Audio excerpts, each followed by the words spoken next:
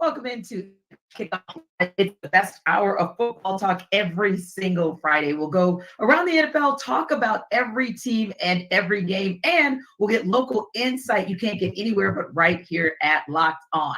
I am Tanisha Batiste, your host, and alongside me are Jarvis Davis and Kyle Krabs. Let's go straight to Thursday night football. Guys, it was an interesting game because it was one of those kind of showdown matchups, right, that we were looking for, not just because these are two teams that are playoff bound, but because these are two teams coming out of the AFC North, which has been, what we call it, kind of clogged up in a good way, though. It's four teams that are truly battling for the division and battling for the rights, worst case scenario for wild card. Now, the thing about this game was this. Yes, the Ravens did walk away with the win. 34-20 was the final, but both teams walked away with losses. Obviously, with the Bengals, it was Joe Burrow with his wrist injury. And of course, with the Ravens, they're unfortunately going to lose what Lamar Jackson likes to call his WR1. Although we know that Mark Andrews is a tight end, he's going to have season-ending surgery. So that was pretty much a blow to the Ravens. But that wasn't really the story of stories, it turns out, from that game, right? Because we get reports this morning from the NFL that they are investigating Joe Burrow's injury and trying to figure out whether or not there was some shakiness about the Cincinnati Bengals and the injury report this week. They said, quote, that the Bengals had posted a video on X Wednesday night of Burrow getting off the team bus wearing what appeared to be a soft cast on his right hand. They later deleted that post, and then Burrow appeared to be hampered by the injury against the Ravens even before leaving the game in the second quarter. So it definitely brings up some questions about whether or not the Bengals gave full disclosure, Kyle, or whether or not there's a little bit more going on with that injury. And I'll tell you, Kyle, Jarvis and I have seen that video and that movie kind of play out twice here in Atlanta, but I wanted to hear your thoughts on how this could impact the Bengals down the road in both instances, the compliance issue as well as just losing Joe Burrow for a minute overall. Yeah, I think, Cincinnati's sitting at 5-5, and what the rest of their schedule looks like, if Joe Burrow is going to miss any time at this point, like your margin for error was spent up when Joe Burrow was banged up with the calf issue earlier this season. And, they're really at a point where a wild card, you probably need double-digit wins. So you need to go 5-2 over this stretch. And you play Pittsburgh twice, you play Cleveland, so you're going to have divisional games that you have a chance at. But the margin for error is very small, and Pittsburgh's very opportunistic. They play Pittsburgh next. Would I trust Jake Browning against the Pittsburgh defense to not turn the ball over? No, absolutely not. As far as the compliance issue, whoops. Anytime you delete the video, it probably gives some kind of an inclination that something was a little. And Joe started the game with a brace, right? Yes. So it's one of those things where I understand you don't have to get put on the injury report if you don't receive any treatment and you don't miss any reps. That's kind of like the deal with the injury report. But if we're traveling on Wednesday, the night before the game, with a soft cast or a brace or whatever it was, Joe just decided to strap down on himself. He wasn't getting any treatment for that. Like that's where I do think it is worth the league kind of kicking the tires here and figuring out what's going on. Yeah, I think so too. And granted, Jarvis, the NFL, as we know from the situation from Bijan Robinson to Desmond Ridder, right? When Bijan Robinson miraculously wasn't in the game until like the fourth quarter for exactly one play. And there were question marks after that. And so when Desmond Ridder went down with what was thought to be or allegedly was a concussion, that a lot of eyes were raised. Now, granted, the NFL said, hey, we routinely look at these matters of compliance within the injury report policy, but there are some fines where if they think something is amiss, could be team fines, potentially a lost draft pick. And you got to think, was it that important? I mean, I know this was a very do or die type of game, but Jarvis, for what it might hamper them, draft picks, fines, and possibly you put pressure on Joe Burrow where maybe he does not come back and give you Joe Burrow at all for the rest of the season. Was it worth it? To be honest with you, I mean, if they would have handled it correctly, I think we wouldn't even be having this conversation, because at the end of the day, when you have your head coach talking about, oh, I wasn't aware. Like, you mean to tell me you wasn't aware that your starting quarterback, $50 million a year contract quarterback, you don't know what's going on with him, that he has a soft cast on his throwing, on his wrist. Like that's just weird. Like, so I think that, because if they would have put him on the injury report as a full participant for the entire week and took him off on Friday, we wouldn't even be having this conversation. So it's just like, it's just little things that, like teams like this bring this on themselves. Like the Arthur Smith and Atlanta Falcons, they should know. Like if they would have said, hey, going to the trainer like before the game, hey, Bijan's not feeling well. Maybe we can give him some medicine or something like that. This is the last minute report. We just got this information. Go ahead and get out ahead of these things. Like that's how you handle that stuff. And I think that when you like Kyle said, if you deleting videos and stuff and hiding evidence and we'll know what video you talking about. I wasn't aware. Like that's when you look guilty. So yeah, of course. So I think that they should handle these questions accordingly. Like, hey, we didn't handle this the right way, or let the NFL, let the investigation play out with the NFL and say, hey, y'all can come out shining and brag on, being in the right, like the Falcons did. So, but I think ultimately, when you have these type of situations, you just got to handle it correctly and get out of in front of it, and then so you won't be looking crazy at the end of the day. Yeah, and don't get me wrong, fair is fair. The Steelers had this melee themselves, this little meltdown in 2019 where they didn't disclose properly, and Ben Roethlisberger got fined $75,000 and Mike Tomlin got fined $25,000. So we do know it happens, and sometimes it's like playing chess, not checkers. So we get that, but you got to think about maybe that ultimate cost if it does not work out your way. Like you said, worked in the favor of the Falcons. They pushed forward, but you never know how this one is going to play out. Now, the other interesting part of that as well is just like you mentioned, Casey, it dropped Cincinnati down to 5-5. Baltimore improves to 8-3. You got the Steelers at 6-3. You got the Browns at 6-3. But you have a Browns team that while they're hosting the Steelers, they're going to do so without the services of one Deshaun Watson, who has officially been ruled out for the season because, of course, he had to have season-ending shoulder surgery. So does all of this kind of play into the hands of, and not to mention how it's going to impact Lamar Jackson with Mark Andrews being down for the count? And don't forget, Odell Beckham was questionable in his return too. How do all of these things kind of play out in the Steelers' favor, if at all? Pittsburgh's been a team that has just been super opportunistic. They don't overwhelm you in any capacity. They are very clunky offensively. They don't run a very exotic scheme. They don't dress stuff up. They get critiqued for running the same 5 concepts over and over and over again. And yet, lo and behold, they get a bunch of key turnovers. Now the schedule's breaking their way where you're talking about facing Dorian Thompson-Robinson this week and potentially facing Jake Browning next week. You're already 6-3. Baltimore getting bagged up in the skill group. And, that was Pittsburgh won that game the first time that they played anyway, I think. So that was like the 17-10 game or whatever it was. Like Pittsburgh's schedule looks pretty favorable. And if you just look at the remaining strength of schedule that they have, it's middle of the pack, but they have some good breaks with the tougher teams on their schedules that starting quarterbacks not being in the game. I think Pittsburgh really has a chance to make a run here, if not the division, if Baltimore is able to take their injuries in stride, be the team that separates from the other 2 teams in the AFC North. Indeed. And right now, JD, they are at the top of the wild card pack for the AFC, and a couple other things. Having a healthy Cam Hayward, that is impressive. And Pat Freiermuth, who was cleared, he's now in his 21-day window. So there are also some things that are breaking the Steelers' way as far as the health of this team on both sides of the ball. Well, I trust one side of the football. That's the defensive side, right? Because, you got a guy like TJ Watt who can just absolutely just wreck a game.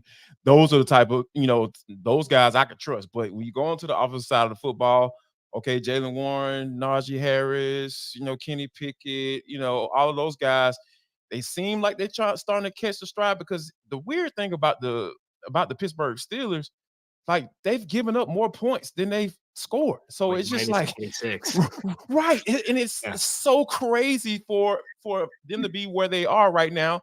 Like we're talking about them potentially taking over his division because of given their upcoming schedule. So it's just hard for me to trust that. And then I judge. I'm a simple guy. I like to judge teams by their quarterbacks. I don't trust Kenny Pickett, and I dang sure don't trust the offensive coordinator and Matt Canada. So that's kind of where I'm at with the team. Now, granted, there's some good things happening on the defense side of the football. I trust those cats all day, every day, especially the guys that put their hands in the dirt at the quarterback. But Indeed. when it comes to the offensive side, it's just a little tough for me to get on board with that. Now, what I'm going to be interested in seeing is whether or not maybe trusting them more is sometimes if you're the squeaky wheel, Kyle, that's how you get the oil, George Pickens. So the fact that George Pickens is having his moment of Keyshawn Johnson, give me the damn ball, maybe that kind of fires things up. I'm thinking in practice. And when you get into the space where slowly but surely, eventually you get back your one at full strength, Deontay Johnson, I think that makes a difference as well. And listen, the Steelers are a team, no matter who's at wideout, who really does always rely on the tight end.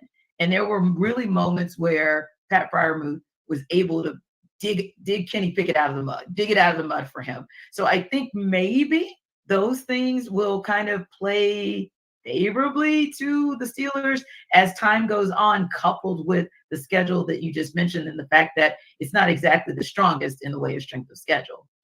Yeah, and you'd like to think as they get the full complement of skilled players back, they've had some guys that have stepped into smaller void or larger voids with Jaylen Warren getting elevated in the backfield, and he's caught like 30-something passes already this season, been very active as kind of a multifaceted player. I don't know what George is too upset about. He's the only player on the team with more than 40 targets this season. He's got like 62 targets. Now, he's only caught 33 of those 62 targets. So your percentage of catchable balls and the plays that you're able to make and the separation that he's able to make is a different story altogether. But George is very much that player that they'll take their shots down the sideline with him and try to create some big plays. You'd like to think when you get the full complement back, they can maybe space the field a little bit better. And I did think George coming out of Georgia was a player who was a outside receiver, contested catch, possession type player. If you can space the field and stress it better, then he can find more space to be a possession player and have more high efficient targets in the passing game instead of just throwing in the ball. So I'd like to think if Pittsburgh's going to get this thing to catch fire, that's going to be a big catalyst for them because they are getting some guys back. And Jarvis, with them getting those guys back, but with the Browns dealing with the challenges that they face, Deshaun Watson is the starting point with that, obviously. But how do they what is the opportunity for them to maybe make sure they walk away with a win in this game so that they can stay in the conversation, both for the division, because to me, still the whole division is in conversation to win the AFC North, but also to stay at the top of the heap for the wild card spot? Yeah, I think like when you're talking about, Dorian Thompson, Robinson, as far as being the quarterback for this team, he's going to be able to step in for a guy like Deshaun Watson.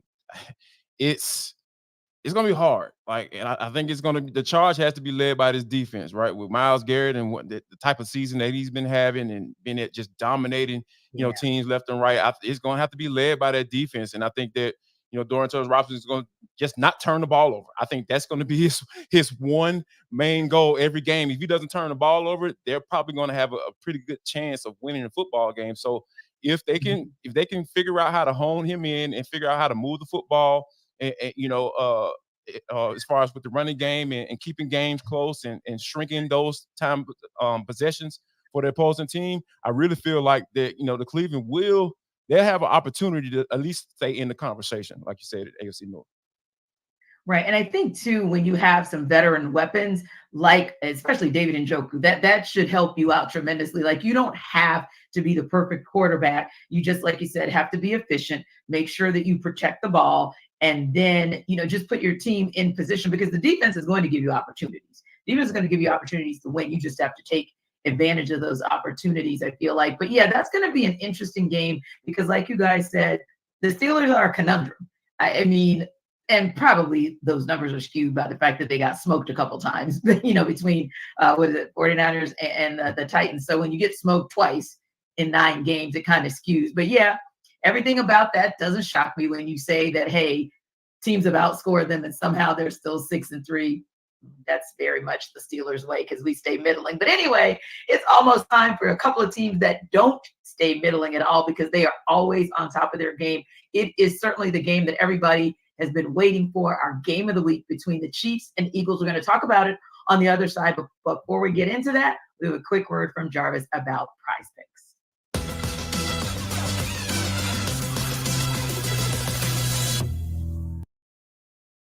This episode of the NFL Kickoff Live Show is brought to you by Prize Picks. Prize Picks is the largest daily fantasy sports platform in North America. How about that? Good Lord, that is amazing. We are the easiest and most exciting way to play daily fantasy sports. It's just you against the numbers. None of this battling thousands of other guys and pros and sharks.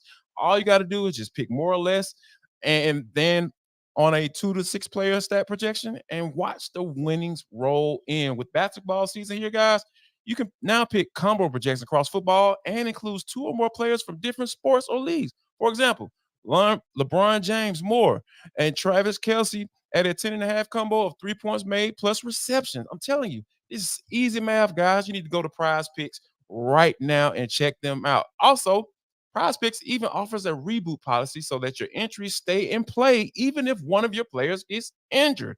For football and basketball games, if you have a player who exits the game in the first half and does not return in the second, that player is rebooted. Prize Picks is the only daily fantasy sports platform with an injury insurance policy.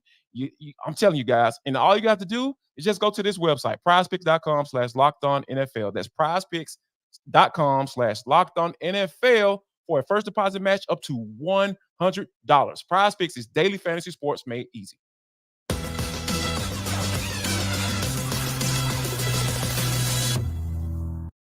All right, guys, the day is finally here. We're walking into week 11 with a showdown of epic proportions. It is the Super Bowl rematch that we have all been waiting for between the Kansas City Chiefs and the Philadelphia Eagles. But before we talk about it here on the desk, I want to go to Chris Clark of Locked On Chiefs and Gino Camilleri of Locked On Eagles to preview this marquee matchup.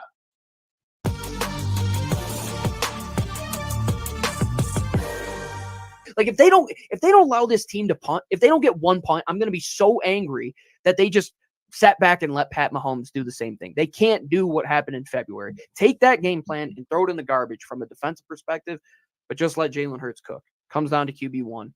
He has to know that this moment isn't his Super Bowl. It's just another moment to show who this team is and what Jalen Hurts is. That's one of the better QBs, but it's going to be great, man. Pat Mahomes, Andy Reid, we know the storylines.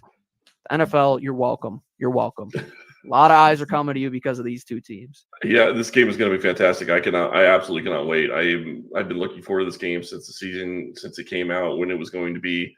Thought it was going to be a great game. It looks like it's going to be fantastic.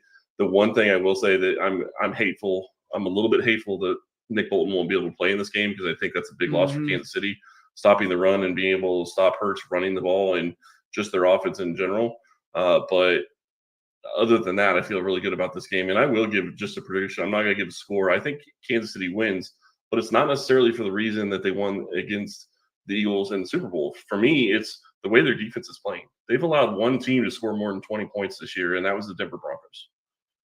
And that was they gave them a touchdown on a short field. I mean, I'm not going to try to take it away from the Broncos offense, but Kansas City couldn't get anything done that day on offense themselves. But then they also were in a situation where they gave them a short field score. And if you stay away from that, I think Kansas City can slow any offense down, including the Eagles. And I think that their passing defense is better than what it was in the Super Bowl. So that's going to be something I'm going to be really excited to see if it plays out. That defense has not allowed points. Can the Eagles be a team that, like they've done all year, against some defenses like at the time, Tampa Bay had a really good run defense, kind of picked that apart. They've gone against some of these other good defenses, like Miami at times has been really good. They picked them apart as well. Dallas didn't make any turnovers when it came to that side of the field. Can they do that again against Kansas City? But like you said, it's a different team, two different teams. It's throughout the record book, that Super Bowl, it was long in the past. These teams have come a long way. They've changed a lot in terms of personnel. The Eagles, in terms of coaching staff, they don't have the same offensive coordinator or defensive coordinator, but it's going to be what team just can win in the X's and O's. Who's going to be the chess master of this game? That's what it's going to boil down to. I've said that a lot. What it boils down to. That's the epitome of this game. And Monday night should be good. Go check out Locked On Eagles and Locked On Chiefs and chill until then.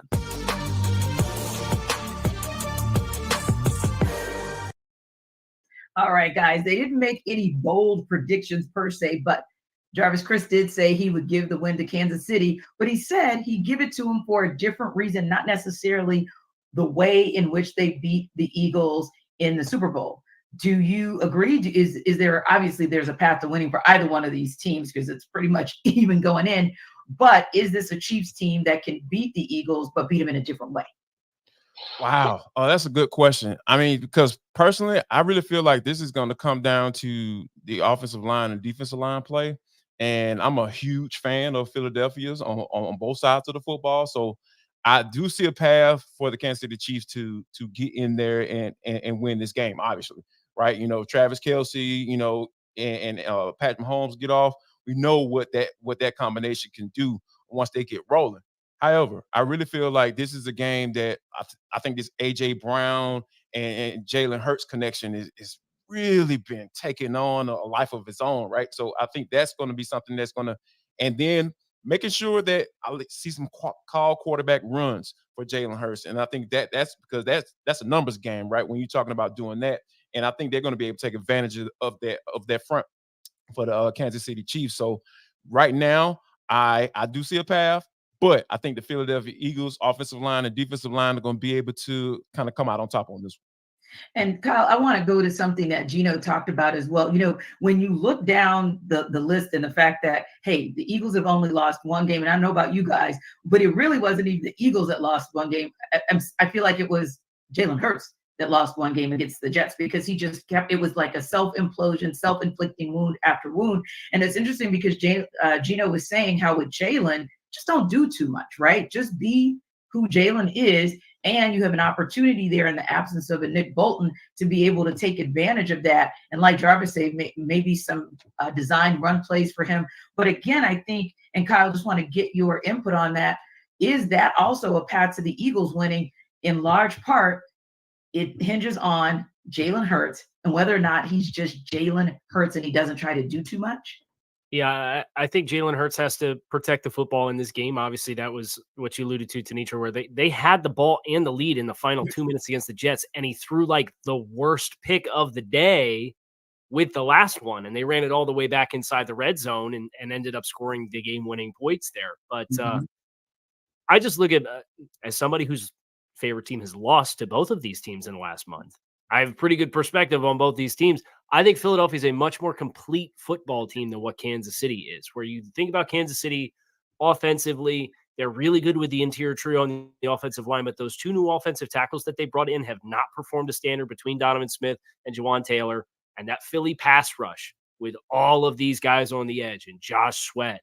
And they have N'Kobe. We can start and stop with that. I know Jarvis is always chomping at the bit, but I hear you guys. Hassan Reddick.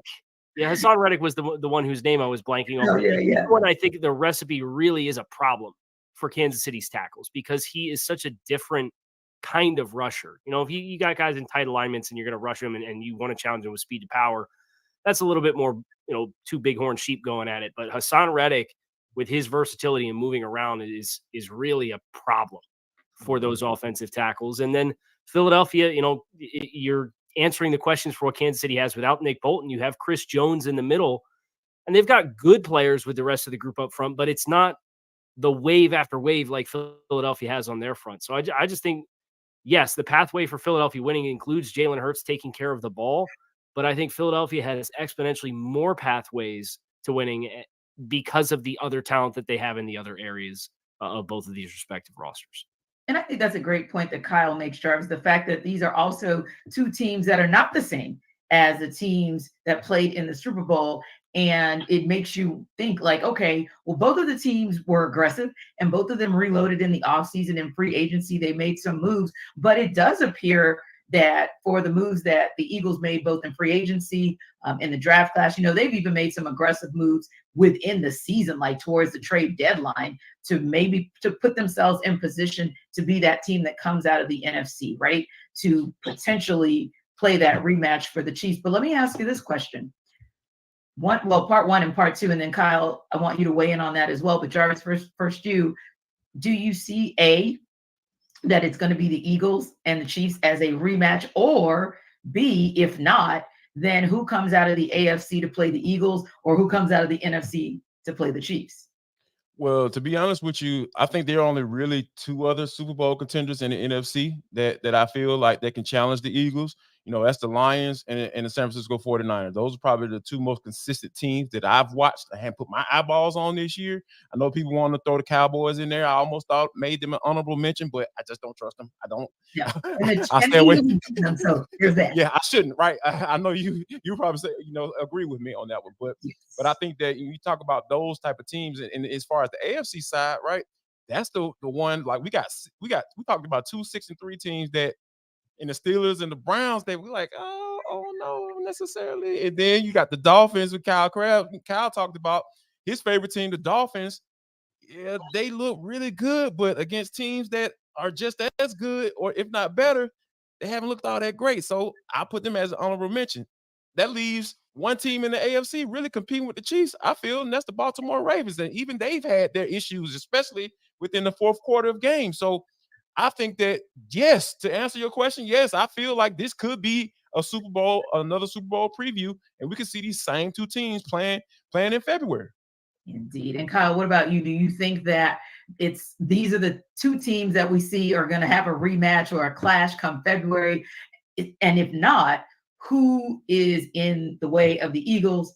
Who's in the way of the Chiefs getting back there, in your opinion? So I think these two teams are on the inside track. And one of the big reasons why is, aside of the fact that they're already at the top of their respective conferences as we go into week 11, they're also each in the bottom 8 in remaining strength of schedule for win percentage of teams that they have left to play.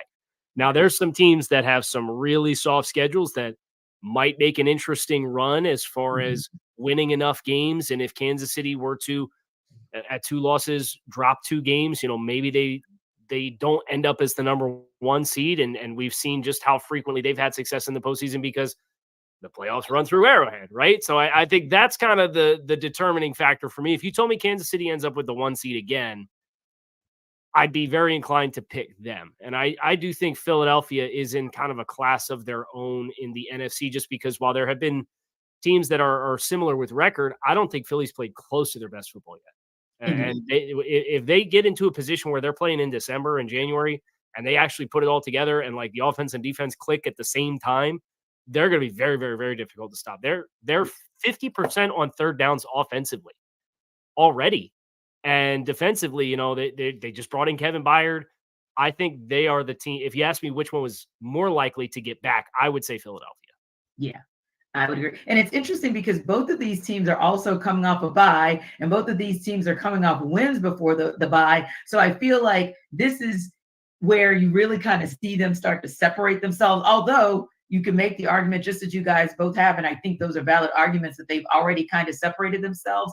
But kind of what do you look for, Jarvis, in the back half of the season from the Chiefs to say, yeah, I definitely see from how the Chiefs are playing that team is the one that I'm going to see come February?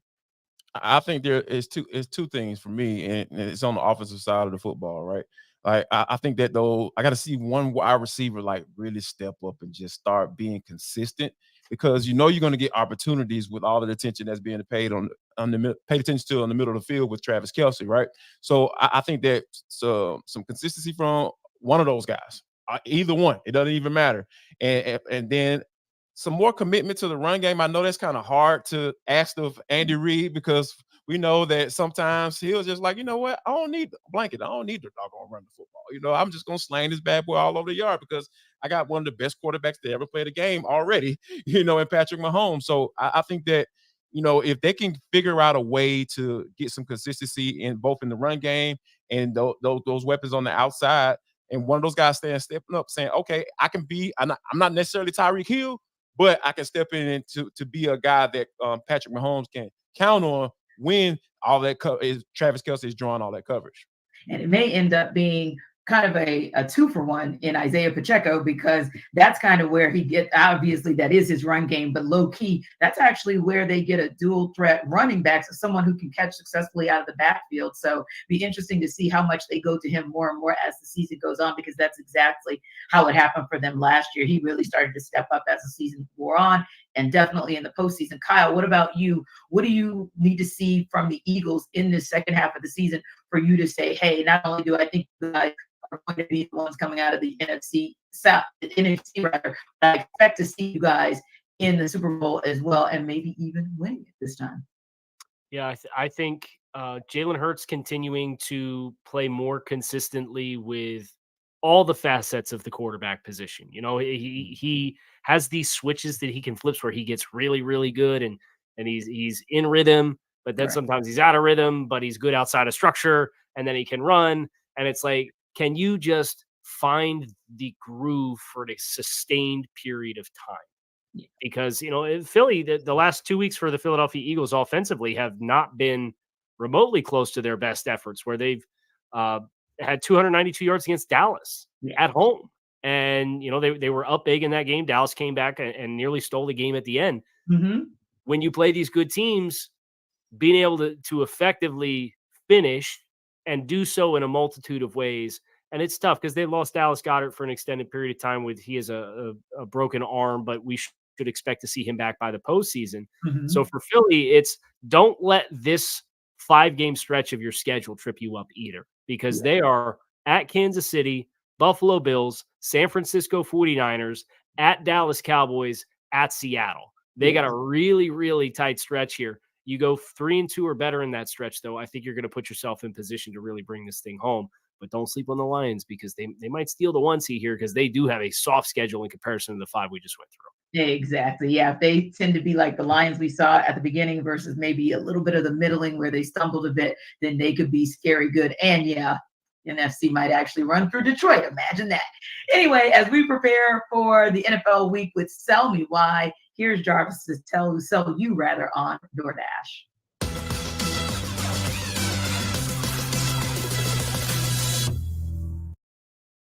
Listen up, guys. Jarvis Davis here for DoorDash. This episode of the NFL Kickoff Live Show is brought to you by DoorDash. Have you just been sitting down in the middle of the night? I know this is my story, guys. I'm telling you. The other night, I was just chilling, minding my business, you know. Then next thing you know, my stomach started rumbling around. I'm just like, oh my God, I'm so hungry. Oh, I need some wings. Oh, let me go to my DoorDash app and check them out. Yes, that's where you need to go to. They came through for me like good kinfolk. I'm telling you, it was just absolutely amazing. I was able to jump right on there. I saw the deal. I said, okay, there we go. DoorDash, they got my wings. I'm ready to get that thing going off. And if you've been out that situation, I need you to go to DoorDash right now, because guess what?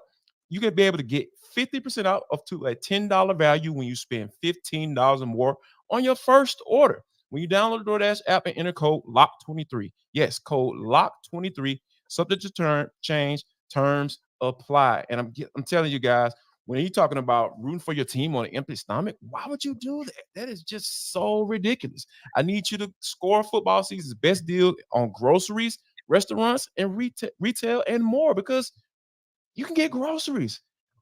Come on now. This is just so convenient. I'm really big on convenience, guys. So I need you to go to DoorDash app right now. And you're going to get 50% off up to $10 value when you spend $15 or more on your first order when you download the DoorDash app and enter code LOCK23. That's LOCK23. Subject to change. Terms apply.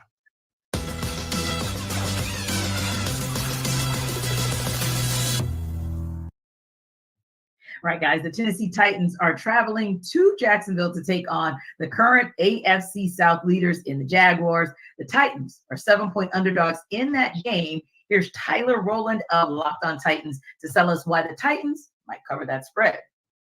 The Tennessee Titans need a miracle if they're going to defeat the Jacksonville Jaguars on the road in Week 11. My name's Tyler Rowland, host of the Locked On Titans podcast.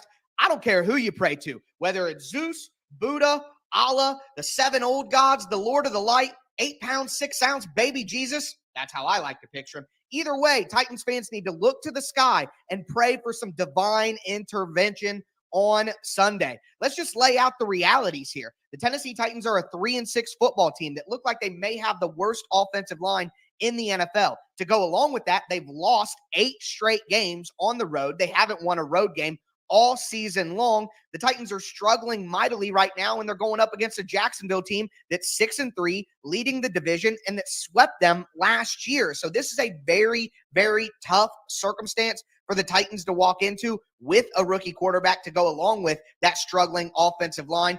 But again, the Titans could use a miracle to win this game.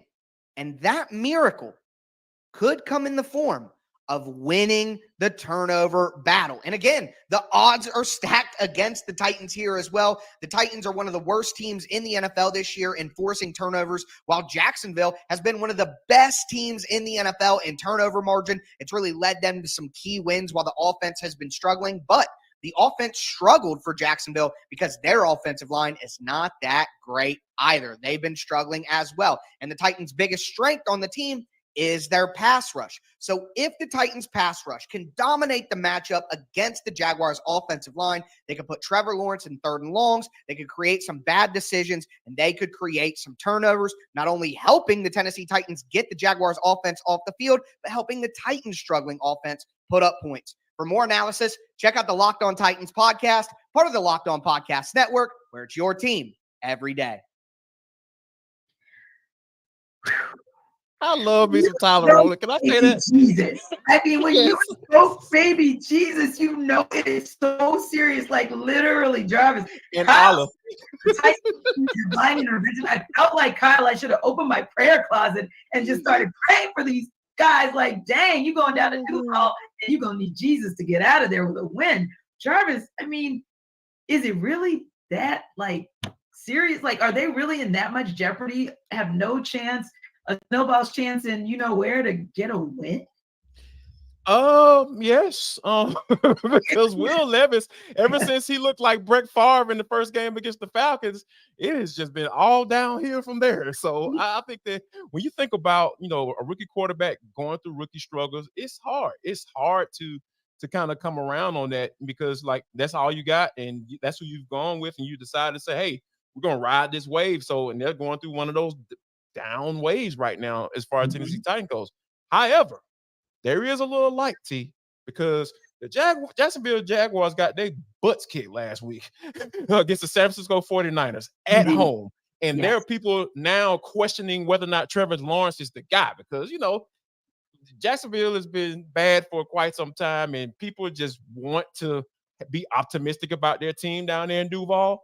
But it just seems like every now and then these things come to light. These little insufficiencies as far as being a face of the franchise type quarterback, they just came to light last week. So I think that, I think ultimately Jacksonville gets the win because, that was embarrassing last week. But like that's not to say that the Jacksonville Jaguars can put out a stinker because they are very more than capable of doing that. Indeed. Now, Kyle, Will Levis, yes, he looked all world when he came back. But then again, every quarterback who starts his first game of the season against the Falcons looks like all world. So Will Levis has now come back down to earth. But is there an opportunity here for him to maybe reset himself and maybe help to reset that Titans offense and not just give the Jaguars a run for their money, but maybe even sneak a win out there? Well, I'll say this. If that was your sales pitch for why you were selling us on Jacksonville covering the spread. Right. I got a few more things written down for whenever you're talking to whatever football god or other god that you pray to for these Tennessee Titans.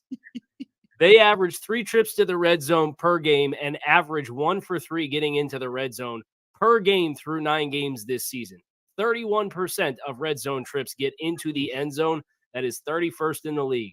They are about 33% on third down offensively. So you're playing behind the sticks.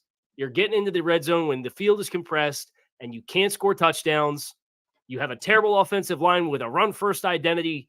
Wow, what an inspiring concoction and formula this is for the Tennessee Titans. And oh, by the way, who is the number 1 team in the NFL in turnovers defensively? The Jacksonville Jaguars. So if your sales pitch is go against the number 1 turnover defense in the league and win the turnover battle, bless you. It ain't going to happen. Now, speaking of a turnover battle that could be won, that might be the Jets' pathway to beating the Bills after what we saw out of Josh Allen earlier this week. This is a week 1 rematch for these two teams. It's going down in Buffalo, and John Butchko of Locked On Jets is going to sell us why the Jets can cover as 7-point underdogs. I'm John Butchko, the host of Locked On Jets. For the New York Jets to cover the spread this weekend against the Buffalo Bills, they will need to play their best game. That means generating a lot more offense. The Jets have gone almost 3 full games without a touchdown. The situation's even more dire than that. You'd have to go back to week 4 against the Kansas City Chiefs to find the last time the Jets had a multi-play touchdown drive. Every touchdown they've had since then has either been on defense or on a one-play drive where Breece Hall broke a big play.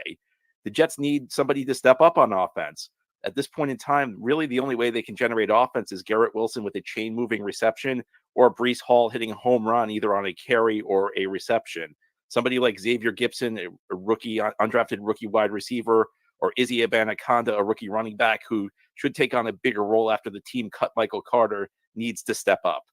On the other side of the ball, the Jets just need to keep doing what they're doing. They have one of the best defenses in the NFL, and this has always been a good matchup for them. The last 2 years, there's been no defense that's given Josh Allen bigger problems. The Jets defense stylistically plays into Allen's weaknesses because they're willing to allow short gains. They're willing to allow the 3, 4, 5-yard reception. They dare quarterbacks to try and throw the ball into heavy coverage, and Allen has obliged. He's turned the ball over 4 times when these teams played week 1. And after the Jets keep it close, it comes down to special teams. The Jets have had arguably the best special teams unit in the NFL this season.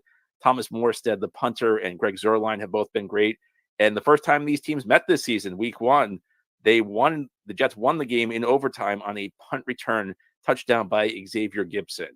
If the Jets are going to cover, again, they're going to have to play well in all 3 phases. They're going to have to play their best game. Even though the Bills are struggling, they are the more talented team. They're a team that's, as much as they may have issues, they're playing at a higher level than the Jets right now. It's going to take a lot for the Jets to cover in this game.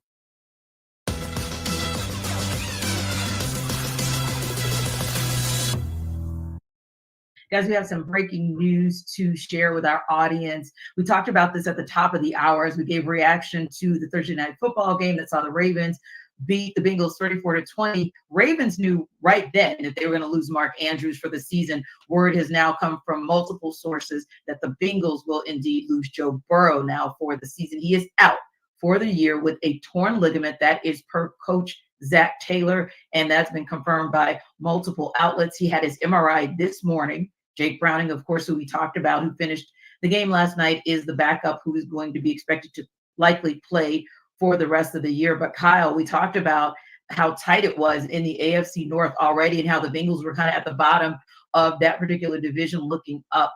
Man, what a blow to the Bengals' chances to make any noise to get out of that division or even keep their wild card hopes alive.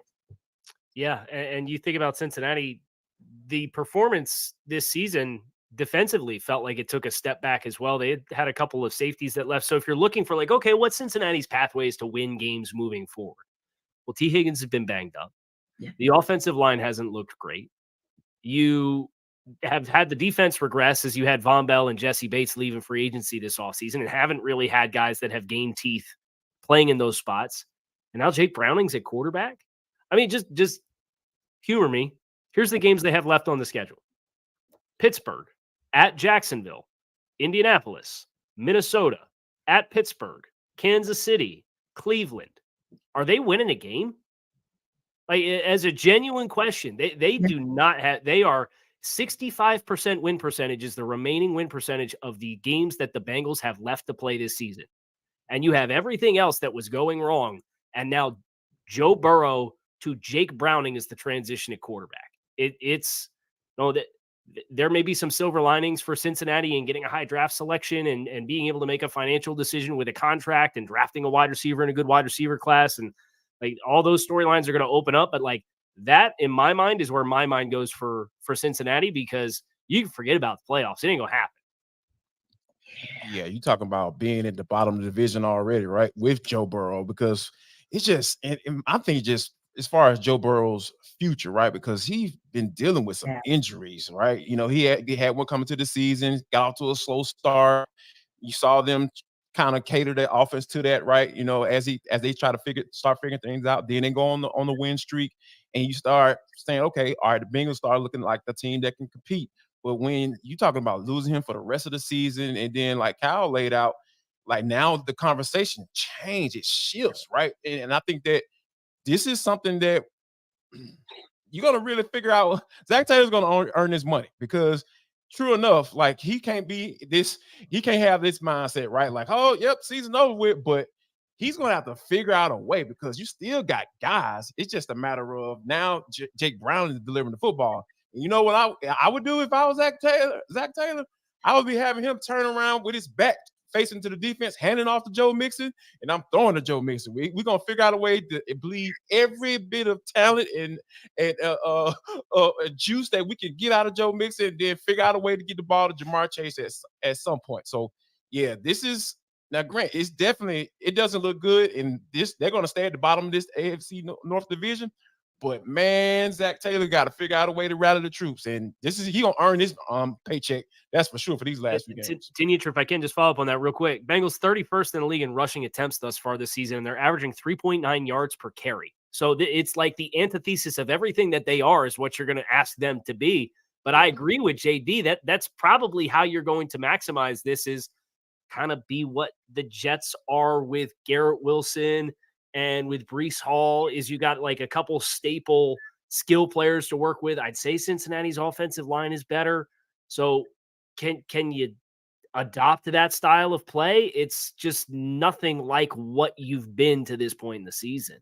Yeah. And I think you guys make a great point as well. And I want to talk a little bit about just actually the QB challenges overall, because I believe this last Sunday was the first time that there were 10 rookies who started. So it's a little bit disconcerting in what you're seeing happening under center throughout the league. But I also wanted to go back to something, Jarvis, that you mentioned, which was you got to this 5-5, but Joe Burrow was banged up to start the season. So that's been a challenge. And like you said, also, Kyle, you look at T. Higgins, and T. Higgins has just not been himself. And we've yet to see him to come back and be himself. But if you look at Joe Burrow from the time he entered the league in 2020 to now, 10 games in 2020, 16 and 21 and 22, but then he's going to end this season again with just 10 games. And in those 16 in the 2 seasons that were sandwiched between the first and the current, let's not forget that he was playing banged up football then. And it does kind of speak to, like you said,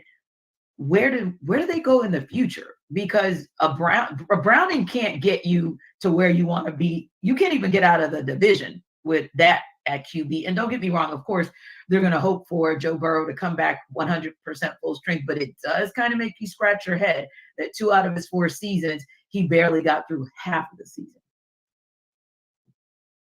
I think some of that comes back to sacks taken too, where he took 32 sacks in the games. In one of the games, the one that got him to the Super Bowl, poor guy. Right. Yeah. I mean, he led the league in sacks taken in 2021, one of the games where he played 16 games, and then he had, appendicitis at the start of training camp in 2022. The good news is you only got one appendix, right? So like that one's done and over with. You won't got to worry about that injury again. But it's Tanisha, I'm glad you mentioned all of the quarterbacks across the league that have been getting injured too, because you think about kind of stylistically the changes of defenses across the league, and we're playing a lot more 2 high safety shells and trying to force more methodical drives as compared to explosive plays. And what moves the needle for everybody in those situations? It's guys at quarterback who can get off script, extend plays, get outside the pocket, whether they run to throw or run to run. But those instances expose you to more hits. It exposes you to more precarious situations. So think about the old guard, Drew Brees, Tom Brady. How'd they play 16, 18, 20 years? Whatever Tom ended up playing. You know, they'll throw the check down. They don't care. They say, I'm going to throw it to the back 3 yards, and he's going to run for 5, and we're going to get 8 yards, and it's going to be 2nd and 2, and life is good. So I can't help but wonder about that trend of coveting outside of structure athlete quarterbacks. And a lot of the athletic quarterbacks, they don't get hurt when they're running because they are allowed to be ball carriers. It's when you get outside the pocket or you're extending within the pocket and passing to look for big plays downfield that I'd be very interested to see if there's any trends there as far as why you're seeing some of these quarterbacks get hurt, and we're seeing the number of quarterbacks that are starting really start to inflate. Indeed. And you think about a quarterback in Matt Ryan, who with the Falcons across his entire career, all of 3 games missed, and not all 3 were injury.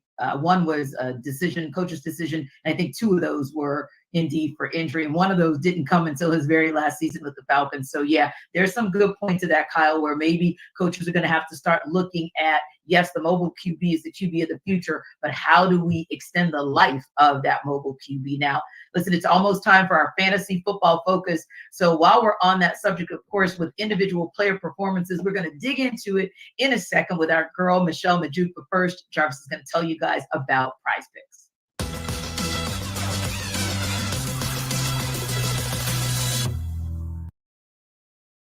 Jarvis Davis here for Prize Picks. This episode of the NFL Kickoff Live Show is brought to you by Prize Picks. Folks, Prize Picks is the largest daily fantasy sports platform in North America. That's huge. That's really huge.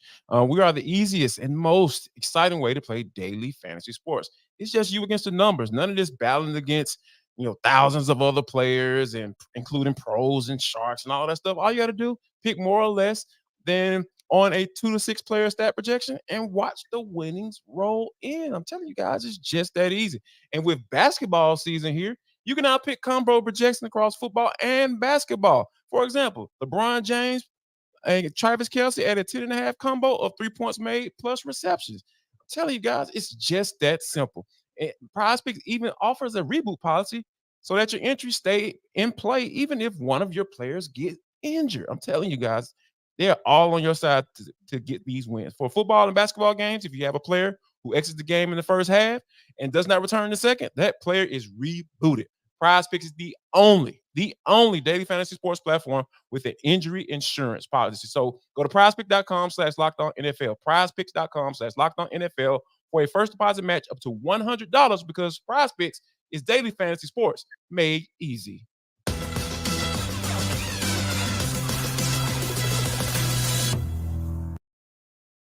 Fantasy football trade deadlines are here, and our Locked On Fantasy Football host, Michelle Majuk, has 3 players you should consider trading away before it's too late.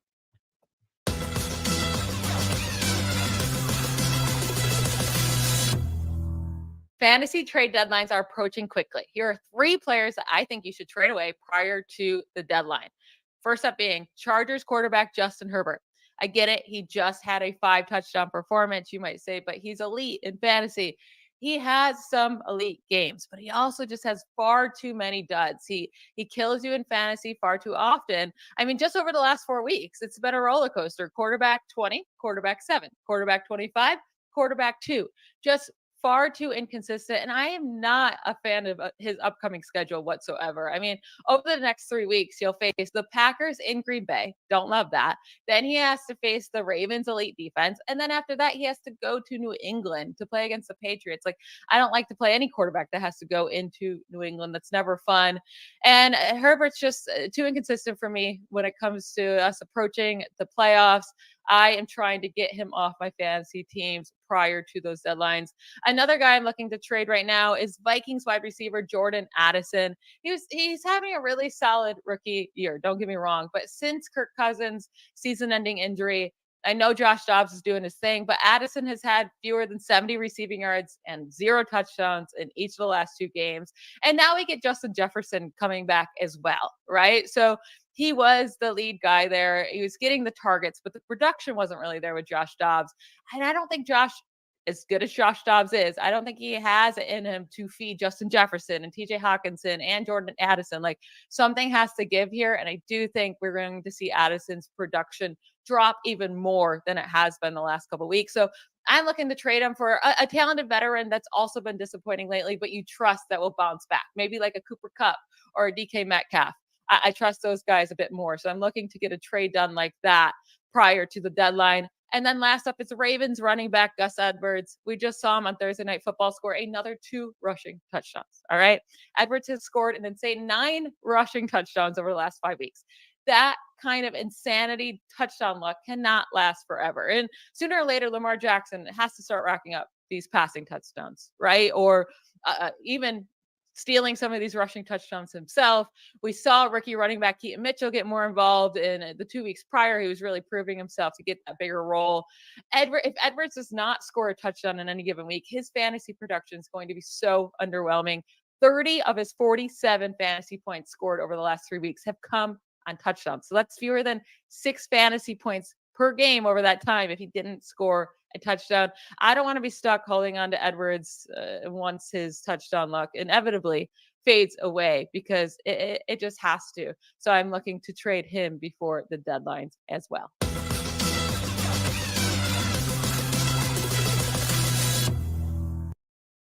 All right. So Kyle, Michelle said she wants to part ways with Justin Herbert and Jordan Addison. If he's on your team, he's got to go. Trade him or keep him?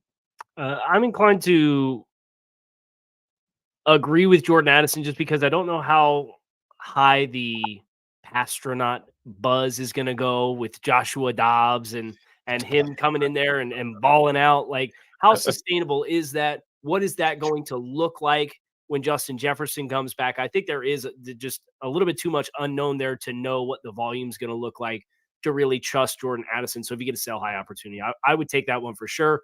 From a quarterback perspective, I think if the Chargers are going to get this done, they're going to have to lean into Justin Herbert, and he's going to have big games. So they're in the thick of the playoff race. But I think if I cross-reference where they're at as a football team with what the defense looks like, so what you're going to have to do offensively to win games, to be able to get into the playoff conversation and actually get a playoff berth, I think it sets up well for Herbert to have to do it. So you'd have to really give me the moon for me to want to trade Herbert. Yeah, and I think it would be doable because we saw what the Packers, I guess I'm going to say, didn't do to the Steelers, and that's why the Steelers won that game. How about you, Jarvis? Do you trade him or do you keep Herbert and or Addison? To be honest with you, I'm in favor of keeping Justin Herbert because, like you said, with the shakiness of the defense, and them saying, "Hey, here's the ball," with Kellen Moore being the offensive coordinator out there with the Chargers. Yeah, he's definitely inclined to throw the rock. So I think that they're going to be put in situations where he's going to have to throw the ball. And I think that, I know a lot of people are kind of turned off by Justin Herbert and starting to question his acumen as a quarterback, a face of the franchise. But he can slang it. He can still slang it. So I think just from a fantasy perspective, yeah, I think that kind of works. So I would stick around with Justin Herbert unless I just get a crazy, ridiculous deal that that I have to accept. But yeah, as far as Jordan Addison goes, I think like you don't know what Justin Jefferson with him potentially coming back and everything like that. And I think that Dobbs has a really nice connection with TJ Hawkinson. He's been playing really well as of late. Cool. So yeah, I probably would trade Jordan Addison to see what I can get back in return. And guys, we've got a couple minutes left. I want to hit two subjects and I want to end on a positive note. So I'm going to hit you guys with one of them and then I'm going to share the other one. But first things first, of course, we broke the news when we found out about it that Joe Burrow is done for the season. So it kind of shifted in that direction. But I want to go back to the Jets Bills because this is their second and final matchup of the season. It's in Buffalo. Guys, give me your thoughts real quick on where that game lands as far as who wins. I think Buffalo gets it done at home. Jets just for as depressing as Tyler sell me why it was for the Titans, I'm listening to John go through the Jets litany of haven't had a multi-play touchdown drive since the Chiefs game in week 5. It's like, holy cow. And we call the football gods and these guys too and get a little fortune coming their way. So I think Buffalo, they sent a message, I think, to that football team with the firing of the offensive coordinator, whether he was the most culpable of the issues going on with that team or not. Big time wake up call when somebody loses their job, though. And I think the Bills are too talented to keep doing what they've been doing. And I think they get that one done against the Jets. Travis, Bills done back in Buffalo? Yeah, I got Bills getting it done because, like you said, even though Josh Allen is he's leading the charge with turning the ball over, I just think Zach Wilson, he doesn't do anything for me, and I don't see the Jets defense scoring 3 touchdowns. So yeah, that's where I'm at with it. Yeah, Bills win this one. Right. That may be where it begins and ends, right? One more good note that I want to wrap up with, guys, since we've had so much bad news, especially on the QB front this weekend. Just got word that Justin Fields and Khalil Herbert are both activated. Of course, Khalil Herbert, the running back for the Bears, but Justin Fields activated. So hopefully looks like he will be in the game come Sunday. Bears with a critical game at the Lions, and critical for the Lions as well so that they can keep winning and keep on track with the Eagles. Good stuff for us to end the show on. Yeah, and I'm hopeful for Justin Fields. I don't know that this regime in Chicago is going to survive past this year, but this is a really good opportunity for Justin where he kind of came on after the first month of the season, put some good tape out there, because if Chicago does hit reset, odds are with them having Carolina's first round pick in addition to their own, they're going to be picking a quarterback. So if I'm Justin Fields, the biggest motivation that I have is to show the league who I am as a player, because there's a pretty good chance if Chicago fires Matt Eberflus that Justin's going to be playing somewhere else next year. And you want to have teams that have assets and have a good infrastructure and can help you to be interested in you. Yeah, and Jarvis is wanting to see him do it while he remains healthy. Yeah, I just want to see Justin Fields get a real chance, because it's obvious that this regime is not sold on him. So I think putting that good tape out there, I think that is you preach to the choir, Kyle, over there. So yeah, put that good tape out there and prove you can be a starter quarterback in the NFL. Indeed. Well, we've got a couple of good matchups, intriguing ones Sunday, but we know the one that everybody's looking for is Chiefs Eagles on Monday. We appreciate you guys, as always, stopping by NFL Kickoff Live and everywhere on the Locked On Sports Network in and around the country. And since we won't see you guys next, we want to wish you guys a happy and safe Thanksgiving. Until next time.